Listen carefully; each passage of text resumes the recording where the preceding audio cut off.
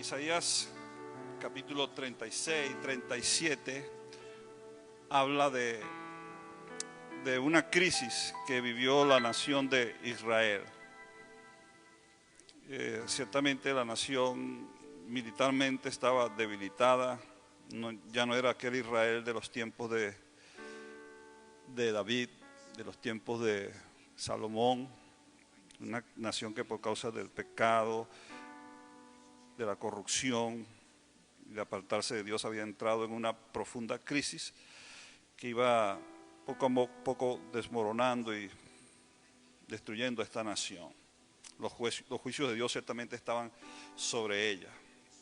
Y creo que podemos mirar un poco un reflejo de lo que vivimos hoy en esta nación o en este planeta Tierra que está en crisis también, que vive una crisis. Entonces, la Biblia siempre nos habla de crisis que pasaron, de crisis que acontecieron. Nos habla de crisis de carácter social, de crisis económica, culturales y por supuesto siempre de la crisis espiritual de Israel. Y en cierta forma, aunque no tenemos mayores detalles de las crisis de las naciones que rodeaban a Israel. Entonces, la Biblia es un libro adecuado de leer y de estudiar y de escudriñar en tiempos de crisis. Porque si hay un libro que hable de crisis, es la Biblia. Y en esto que vivimos hoy en día, que han llamado pandemia por la Organización Mundial de la Salud, hay una pandemia mayor que ha estado afectando al planeta Tierra, que es mucho más dañino, mucho más peligroso, mucho más destructivo, y esa pandemia se llama el pecado, que afecta a todas las naciones de la tierra. Y para esa pandemia hay una sola provisión y una sola solución, y es Cristo. Y esta pandemia es una en la que también la humanidad está indefensa, al menos que se vuelva a Dios. Pero algo interesante de los tiempos que vivimos es que por primera vez quizás en los últimos 75 años, quizás desde los tiempos de la Segunda Guerra Mundial, toda la humanidad no había estado en una crisis colectiva como lo está hoy en día. Toda la humanidad está siendo y ha sido afectada por esta crisis. El hombre ha sido profundamente afectado de muchas maneras, en todos los niveles, político, económico, en las artes, en la familia, en las relaciones, todo ha sido afectado por esto. Así que quiero llevarles a este pasaje de Isaías, y voy a leer en el capítulo 37, versículo 3, y dice así: hoy es un día de angustia, castigo y deshonra, como cuando los hijos están a punto de nacer y no se tienen fuerzas para darlos a luz. Hoy es un día de angustia, castigo y deshonra, como cuando los hijos están a punto de nacer y no se tienen fuerzas para darlos a luz. Y ciertamente esta crisis ha dejado a muchos de esa manera, no solo individualmente, a familias, ha dejado también a comunidades, de igual manera, instituciones. Muchos planes, como comentaba en una vez pasada, se han visto trastornados o simplemente destruidos por efectos de esta crisis. Y en medio de la crisis podemos desesperarnos, podemos dudar, podemos entrar entonces en crisis de fe y de nuestra confianza, independencia del Señor. Pues ciertamente somos retados por las crisis, somos retados por la situación, somos retados por nuestra misma condición, somos retados por el enemigo, somos retados en los fundamentos, en los principios fundamentales de nuestra fe, porque realmente es en tiempos de crisis cuando nuestra fe tiene que mostrar su validez. ¿Y cómo reta la crisis a nuestra fe?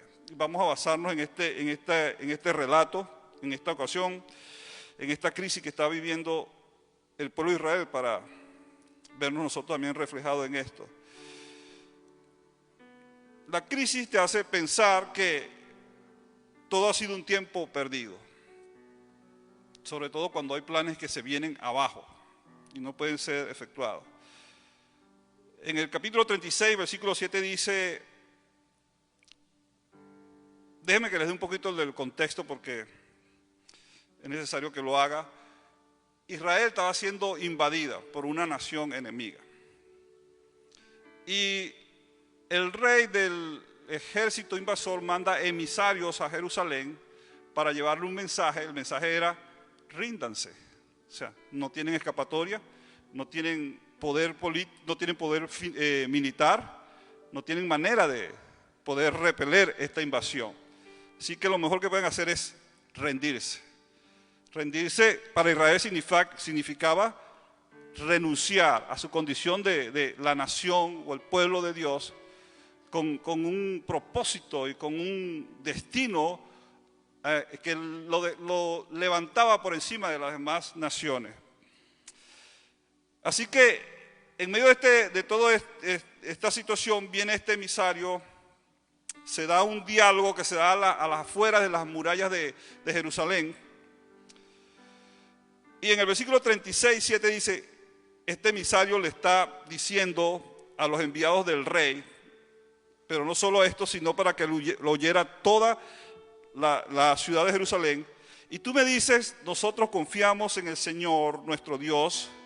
¿No se trata acaso Ezequías del Dios cuyos altares y santuarios paganos tú mismo quitaste, diciéndole a Judá y Jerusalén, debes adorar solamente ante este altar? Ante la crisis podemos comenzar a recibir señales confusas, porque este emisario hábilmente mezcla verdades y las pone en una sola misma para tratar de dar un mensaje que trajera duda a toda la gente que le estaba escuchando. Porque no era el mismo Dios, pero él los puso en el mismo paquete, no era el mismo Dios de los altares que Ezequías había destruido y derribado, que el mismo Dios al que Ezequías servía y adoraba. Pero este emisario mezcla las dos verdades, mezcla una cosa que eran dos elementos distintos y lo presenta como una sola verdad para traer un elemento de confusión sobre la ciudad que escuchaba su mensaje. En tiempos de crisis podemos recibir señales confusas que nos hagan dudar de lo que hemos recibido de Dios, o nos hagan dudar de la palabra, nos haga dudar de lo que hemos creído. De hecho, mucha gente ante la crisis, una de las primeras reacciones es preguntarle a Dios por qué, o culpar a Dios por qué, o por qué lo permite, por qué dejas que pase todo esto. La crisis te hace pensar que Dios te está castigando. Te puede hacer pensar que Dios te está castigando y no te hace asumir el peso de la responsabilidad o de la propia responsabilidad. En el capítulo 36, 10 dice, ¿acaso he de venir a atacar y destruir esta tierra sin el apoyo del Señor? Si fue Él mismo quien me ordenó, marcha contra este país y destrúyelo. Lo que le estaba diciendo este enemigo de Israel era, Dios me ha enviado a destruirte. Lo cual era completamente contrario a la palabra que estaba recibiendo Ezequías. Pero en la crisis puedes pensar que has fallado o puedes pensar que Dios te está castigando. Y puedes, por esa misma razón, culpar a Dios y no asumir el peso de tu responsabilidad en la crisis. Mantenerte creyendo la palabra de Dios, mantenernos esperando que su palabra se cumplirá, pase lo que pase. Que Dios es fiel, que Él no fallará, que Él no cambiará, que sus promesas son fieles para nosotros. Pero en medio de la crisis puedes pensar que Dios puede estar castigándote. Otra cosa que puede pasar en la crisis que te hace pensar que tienes que ser igual que el resto de la gente. Que hacerte pensar que tiene que irte mal porque a todo el mundo también le está yendo mal. En el capítulo 36, 19, 20 dice: ¿dónde están los dioses de Hamac y de Arfá? ¿Dónde están los dioses de Serbayín? ¿Acaso libraron a Samaria de mis manos? ¿Cuál de todos los dioses de estos países ha podido salvar de mis manos a su país? ¿Cómo entonces podrá el Señor librar de mis manos a Jerusalén?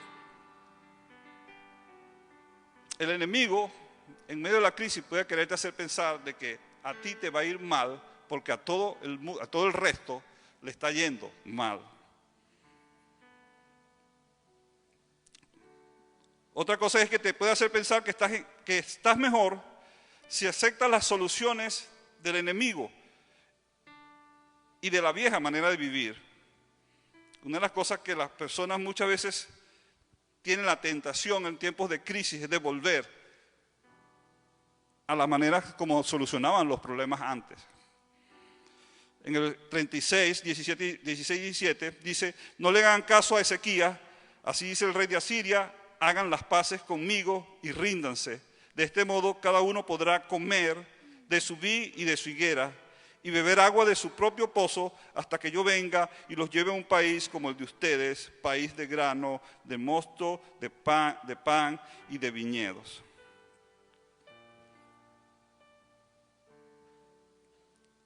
Te hace pensar que las soluciones del enemigo son deseables y son aceptables en momentos de crisis. Es cuando la persona, en medio de una crisis financiera, podemos ser tentados a entrar, a endeudarnos para solucionar el problema, de tomar quizás préstamos que no tenemos cómo pagar, o en una crisis momentánea a mentir para salvarnos, mentir para poder salir bien de un problema, o escondernos y no asumir la responsabilidad que tenemos que asumir. Y esto se puede llevar a niveles grandes o a cosas particulares y muy personales en medio de una crisis. Y una de las tentaciones del enemigo en medio de la crisis es hacerte pensar que de la manera que solucionabas los problemas antes, cuando no tenías a Dios, cuando no tenías al Señor en tu corazón, son la mejor manera de solucionar tus problemas. Que quizás que por un momento cedes, que si por un momento haces aquello que hacías antes, te vas a sentir mejor. Y eso pasa porque te tiente a volver a consumir algún vicio, alcohol, volver atrás. Cuando tu fe se ve retada en medio de la crisis, Satanás te va a querer hacer pensar de que la manera de antes, si te funcionó antes, ahora te va a funcionar. Pero ahora que estás en el Señor, las viejas maneras ya no sirven para ti. Porque tú ahora eres una nueva criatura, eres un hijo del Señor. Y tú ahora no estás en el reino que estabas antes, ahora estás en el reino de Dios. Y aquí hay unas nuevas leyes, y hay unos nuevos principios, y hay unos nuevos valores. Así que si tratas de solucionar los problemas de la manera antigua, traerá mayor problema sobre la vida. La crisis también puede hacernos desarrollar resistencia a las verdades de la palabra, porque empezamos a creer las mentiras que el enemigo nos puede decir. O podemos empezar a creer que lo que nos dicen el medio, el mundo.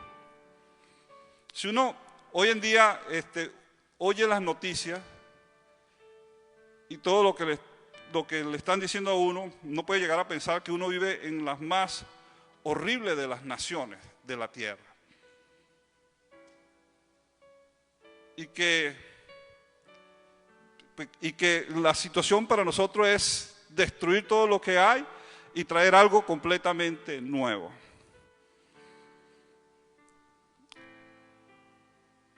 Y uno, en medio de tanto escuchar y escuchar y escuchar las malas noticias, escuchar el conflicto y la contienda entre bandos, uno puede empezar a creer o aceptar esas cosas porque es lo que escucha o es lo que recibe del medio o del mundo. Y del mundo también empiezas a recibir ataques contra tu fe y contra los principios que has creído. Y en medio de la crisis que vive todo este planeta, puedes comenzar a pensar que es mejor si cedes a estas cosas. Y eso pasa por una variedad de temas, que donde si no nos paramos firmes, si no nos mantenemos firmes o si nuestra fe no está alineada con la palabra y con lo que hemos creído, podemos empezar a creer y aceptar cosas que son completamente contrarias a la palabra de Dios. La crisis puede llevar a desarrolles tendencias a resistir la palabra de Dios y aceptar lo que el mundo y lo que el enemigo te dice.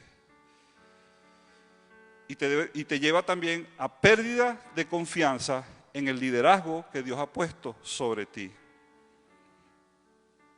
2 veces en este pasaje, los enemigos de Israel llaman al pueblo a rebelarse contra el rey. 2 veces en este pasaje los llama a rebelarse contra la autoridad que ellos tenían. En el 36:18 dice, no se dejen seducir por Ezequías cuando él dice, el Señor nos librará. ¿Acaso alguno de los dioses de las naciones pudo librar a su país de las manos del rey de Asiria? Y puedes comenzar a cuestionar lo que se te ha sido enseñado y las instrucciones que se te han dado en medio de la crisis. Porque el enemigo sutilmente te va a retar en eso también. Y empiezas a aceptar los mensajes que vienen de fuera del pueblo de Dios, que vienen fuera de la autoridad que está sobre ti, y empiezas a aceptar soluciones que son contrarias a la palabra de Dios.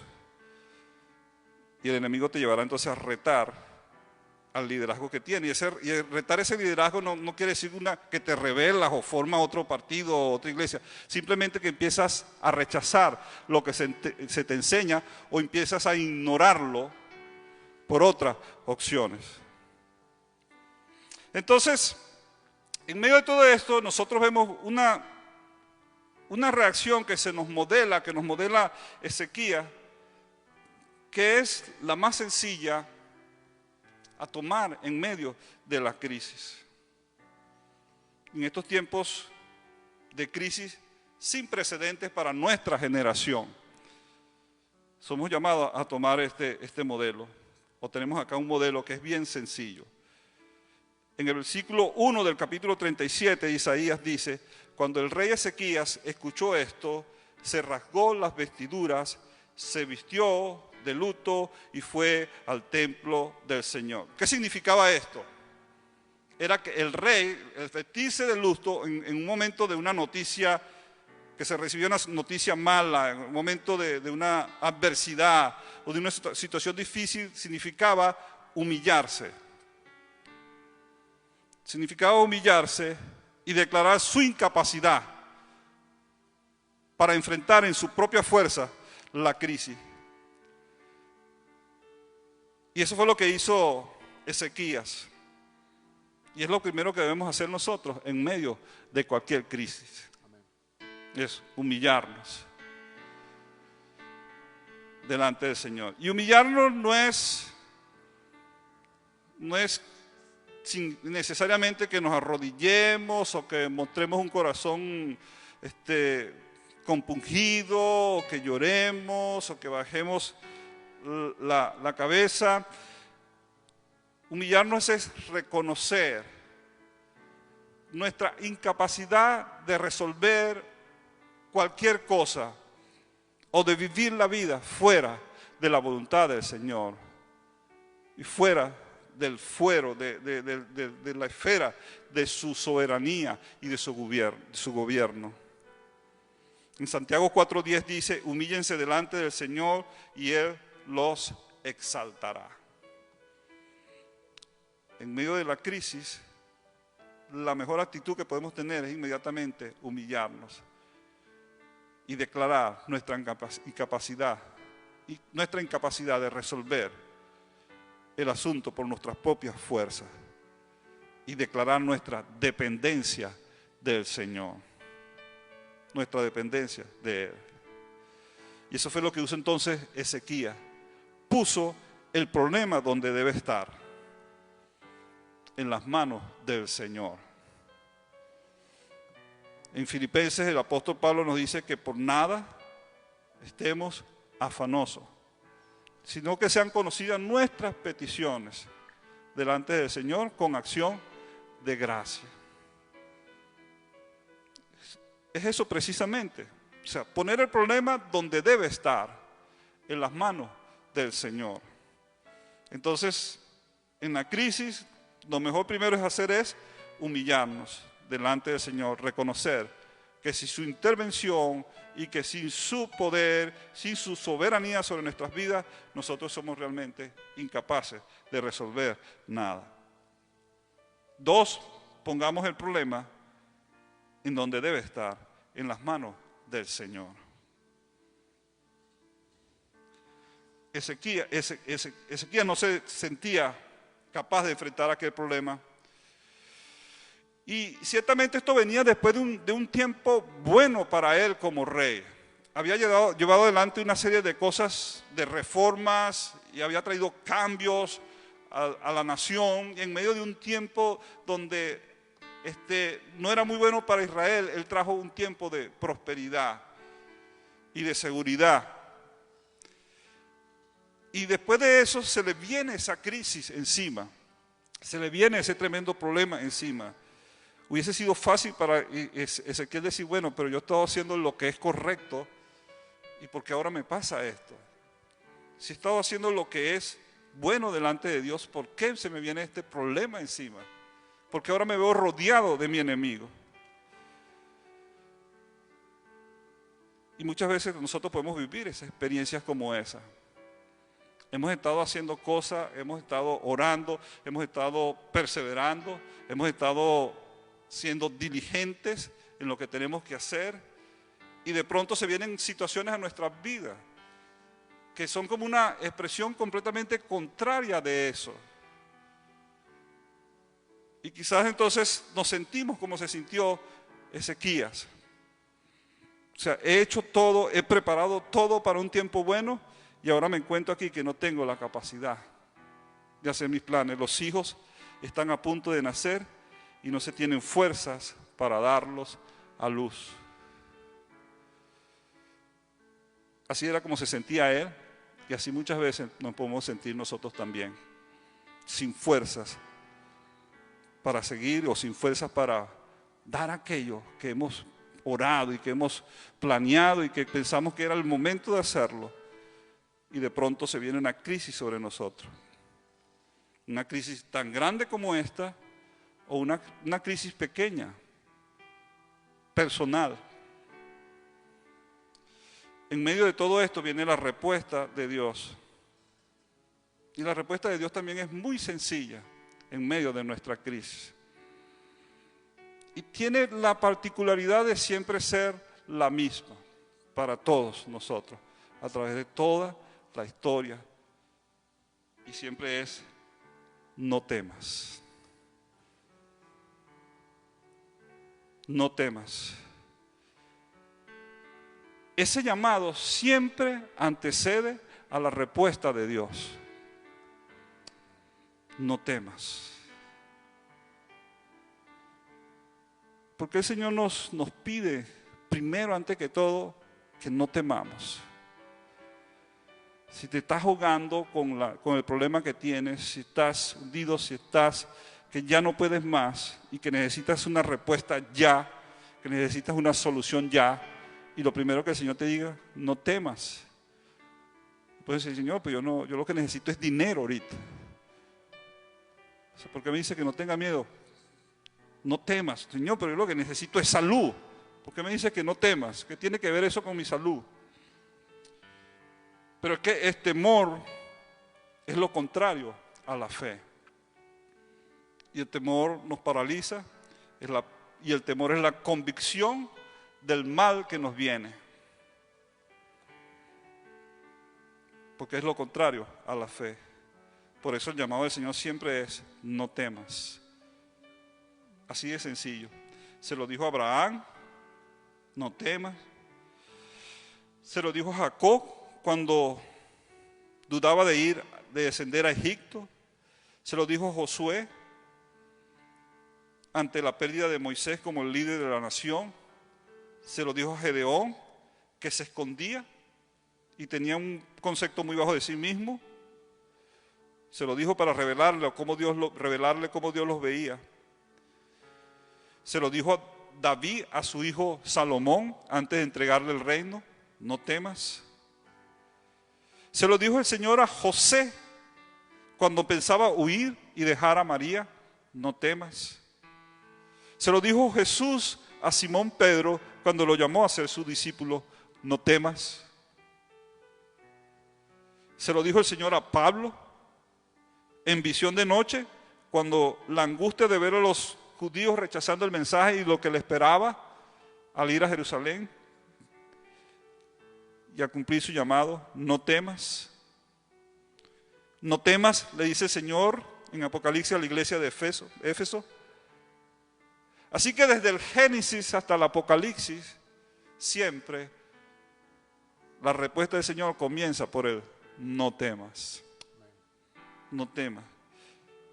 Porque el temor te paraliza, te inhabilita para escuchar su voz.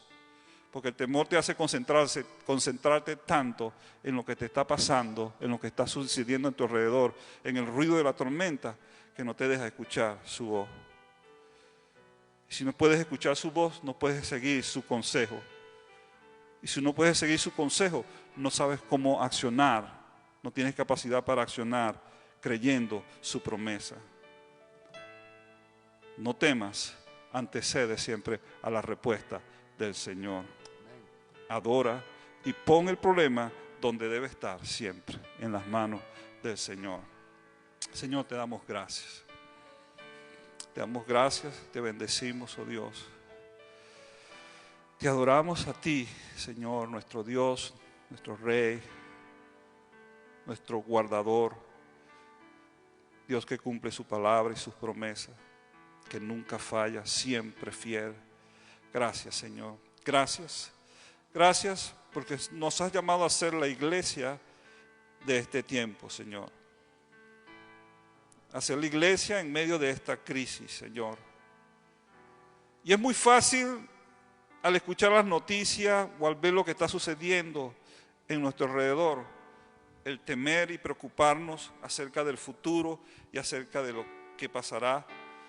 O es muy fácil también angustiarnos y pensar hasta cuándo estará esta crisis, hasta cuándo pasará. Es muy fácil preocuparse acerca de la seguridad en las cosas, seguridad en el trabajo, la seguridad de la familia. Es muy fácil prestar atención a las voces que nos dicen que todo va a ir mal y que deberíamos preocuparnos. Pero tu mensaje hoy, como ayer, a nosotros tus hijos es: no temas, no temas. Señor, ayúdanos a creer en tu palabra y a permanecer en ella. A permanecer en ella, Señor, como tú le dijiste a tus discípulos. Y que el temor, Señor, sea ahuyentado de nuestras vidas, Señor, por la presencia de tu amor en nosotros, oh Dios. Que en medio de la crisis que vive la tierra, que vive la nación, Señor, nosotros permanezcamos con nuestros ojos puestos en ti, Señor. Con nuestros ojos puestos en el autor y consumador de nuestra fe. Que en medio de los tiempos peligrosos, Señor, que vivimos, nosotros permanezcamos, Señor, con nuestros pies plantados, Señor, en la roca eterna de los siglos. Y que ante los tiempos que vienen, Señor, porque tú has hablado, Señor, y tú has comunicado a través de tus siervos, los profetas, de tiempos que vengan, Señor, que podamos nosotros ser gente entendida, Señor, gente que crea tu palabra, oh Dios, y reaccionen no por miedo ni por temor, sino, Señor, por obediencia a tu palabra y a lo que tú dices en ella, Señor. Sobre las naciones de la tierra, Señor, hay juicios en esta hora, Señor. Y cosas aún están por venir, oh Dios. Que no nos encuentre el enemigo, Señor, desapercibidos, oh Dios. Y prestando oído, Señor, a los mensajes de este mundo. De angustia, de desconcierto por lo que sucede, Señor, sino que consiga a una iglesia, Señor, firme, anclada en la palabra, como faro que alumbra en medio de las tinieblas, Señor, haciendo lo que tú nos has llamado a hacer, luz y sal de la tierra, Señor. Como en muchas otras épocas y episodios de la historia de la humanidad, la iglesia ha sido faro en medio de las tinieblas, que hoy nosotros, tus hijos, Señor, tu iglesia, CCM, Señor, sea como faro en medio de la ciudad de Montgomery, Señor, alumbrando, Señor, arrojando luz para todos aquellos que necesitan, Señor, conocerte, Señor, y recibir en sus vidas la palabra de vida, oh Dios. Te bendecimos y te adoramos, Señor, te exaltamos en Cristo Jesús. Gracias porque estás con nosotros. Y por cuanto tú estás con nosotros, no temeremos. Te damos gracias en Cristo Jesús. Amén y amén.